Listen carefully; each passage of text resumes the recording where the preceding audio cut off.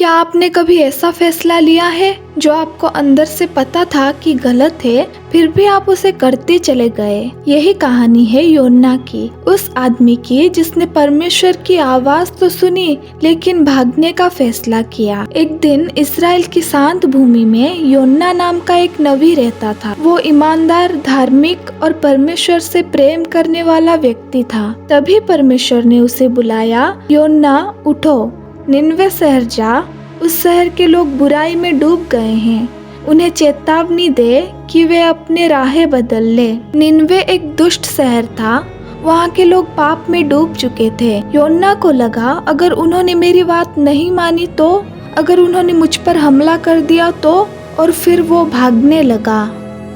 योना निनवे देश ना जाकर उल्टी तरफ चल पड़ा।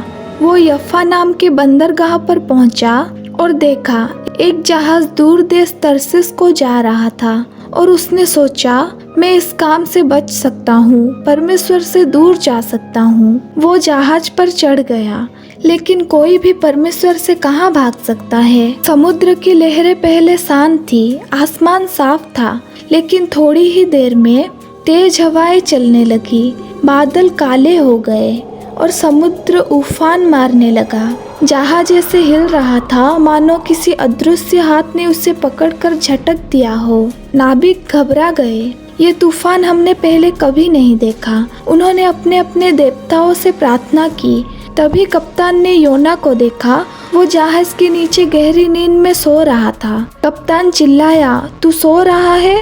उठ, अपने परमेश्वर से प्रार्थना कर। फिर नाविकों ने चिट्ठियां डालकर पता करने की कोशिश की कि ये मुसीबत किसके कारण आई है, और चिट्ठी योना पर निकली। सभी उसकी ओर देखने लगे। योना ने सिर झुका लिया और कहा, हाँ, ये सब मेरी वजह से है। मैं परमेश्वर का संदेश वाहक हूँ, लेकिन मैं उसके कहे से भाग रहा हूँ। नाविक हैरान रह गए। योना बोला, मेरे कारण ही ये तूफान आया है, मुझे समुद्र में फेंक दो, तुम सब बच जाओगे। नाविकों ने पहले ऐसा करने से मना किया। उन्होंने पूरा जोर लगाकर जहाज को किनारे की ओर मोड़ना चाहा, लेकिन तूफान और भी भयंकर हो गया। आखिर उन्होंने भारी मन से योना को समुद्र में फेंक दिया और उसी क्षण तूफान शांत हो गया। योना पानी में डूब रहा था, लहरें उसे नीचे खींच रही थी। उसका मन टूट गया था, और तभी अंधेरे गहरे समुद्र से एक विराट मछली उसके पास आई और उसे निगल गई। सब कुछ काला हो गया, हर तरफ सिर्फ पानी की आवाज और एक भारी सन्नाटा। योना उस मछली के पेट में बैठा था, अंधेरा, अकेला। उसे एहसास हुआ, मैं परमेश्वर से भाग सकता हूँ, लेकिन उसके प्रेम और योजना से नहीं। 3 दिन और 3 रात तक योना उस मछली के अंदर रहा। वो रोया, प्रार्थना किया और परमेश्वर के सामने टूट गया। उसने कहा, हे परमेश्वर, मैंने गलत किया, मैंने तेरी बात नहीं मानी। तूने मुझे गहराई से उठा लिया है, अब मुझे फिर एक मौका दो।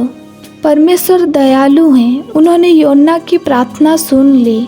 और फिर परमेश्वर ने मछली को आदेश दिया और उसने योना को जमीन पर उगल दिया। परमेश्वर ने फिर योना को निनवे जाने का आदेश दिया। इस बार योना ने परमेश्वर की बात मानी।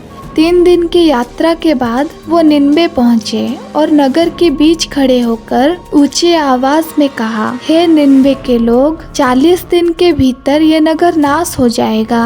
अपने बुरे रास्ते से लौट आओ, परमेश्वर तुम्हें माफ करना चाहता है। लोगों ने आपस में कहना शुरू किया, अगर ये संदेश सच में परमेश्वर का हो तो। धीरे धीरे डर फैल गया, लेकिन ये डर विनाश का नहीं बल्कि मन परिवर्तन का था। लोगों ने उसकी बात सुनी, अपने पापों से मुड़े और शहर बच गया। योना की कहानी केवल समुद्र और मछली की नहीं, ये कहानी है दूसरे मौके की। जब हम गलतियाँ करते हैं, भागते हैं, टूटते हैं, तब भी परमेश्वर हमें उठाता है और कहता है, वापस आओ, मैं तुम्हें फिर इस्तेमाल करूँगा। अगर आप आज मुश्किल में हैं या किसी गलत फैसले का बोझ उठा रहे हैं, तो याद रखिए, योना को भी दूसरा मौका मिला था, आपको भी मिलेगा।